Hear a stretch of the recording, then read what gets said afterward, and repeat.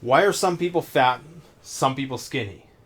I'm going to tell you the absolute secret. There's nothing you have to purchase here. I'm going to tell you a secret as to how you can be incredibly more productive and lose lots of weight.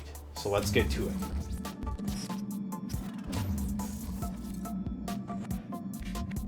You often hear this thrown around, when I get older, my metabolism is going to slow down. Bull.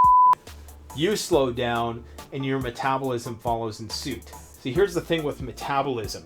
It takes energy to do stuff. When I'm moving around really fast, it takes more energy to do this. Now, yes, on a metabolic level, meaning on a cellular level, that's where the majority of your calories are burned. When a cell divides, when it replicates, when a cell excretes refuse or it takes in energy, that whole process basically takes up like 80% of your energy, or the calories that you take in are being devoted to that cellular stuff that's going on a cellular level. And your brain takes a significant amount of calories as well in order to power. But that remaining 20% can be stretched to 30 or 40% depending on the amount of activity you do. See, most people live a sedentary lifestyle. But not only that, we all know about the sedentary lifestyle. That's nothing new. I know you're saying, Nate, this is new. We've heard all this crap before. Yes, but here's what you haven't heard before. Fat people move slow. Lean people move fast. I'm going to say it again because it's pretty simple. Fat people move slow. Lean people move fast. Watch a person who is very slender. They're fine, microscopic movements, and in just their general gross motor patterns. They typically tend to move very fast. Look at people who are on crystal meth.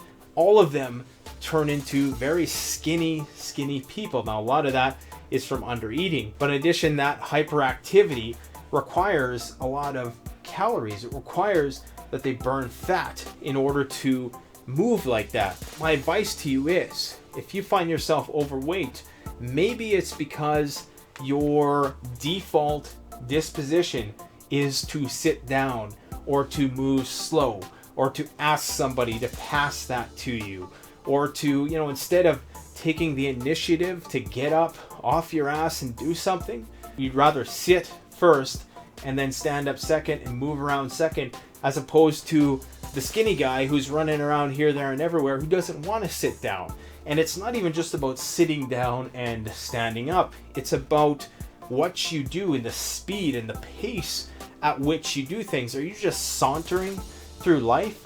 You know how much more productive you would be if you just put a bit more stride in your step. There's so many times throughout the day when I'm trying to get stuff done that when I become conscious of what I'm trying to tell you right now, my productivity immediately speeds up because I realize, you know what? This task that I'm doing right now, I could be doing it a lot faster if I just focused a little bit more. And that requires more brain power. Remember, your brain uses a lot of the energy that your body needs. So if your brain's working harder, you're burning more calories.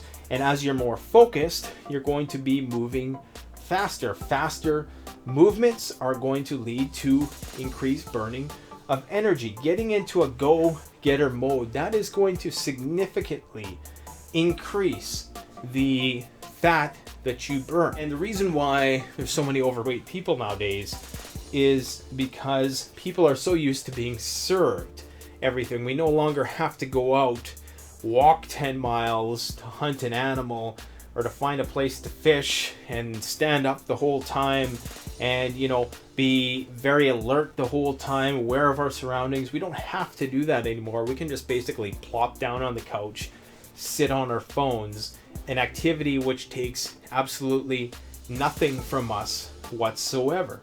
So challenge yourself. Wherever you find yourself most in your house, put a note on the wall that just tells yourself to move faster, put some stride in your step. Most people, I would venture to say most people could probably be 20% more productive if they just took this advice. Think about that.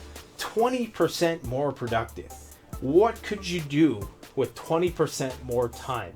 If you had 20% more time in a day, imagine the things you could do. And I'm not talking about, you spend 8 hours sleeping and then you factor all that, and I'm talking about overall increase 20% in your time. You tack on an extra maybe 3 or 4 hours a day. That's what you have to use if you can just be more productive. If you can stay off YouTube, stay off Facebook, but stay on Canadian Prepper. But you know what I'm saying? Stay off these things that are distracting you and taking away from that which you should be focused on. Now, I'm not saying rush through things and make a lot of mistakes. I'm not saying just hastily, stumble through something and make a bunch of accidents and have to go back and fix it later. I'm just saying when you're doing a task, especially if it's one of those mind-numbing tasks that you can do faster, put some fire into it, man. Get it done. Anyways, guys, that's my message to you today.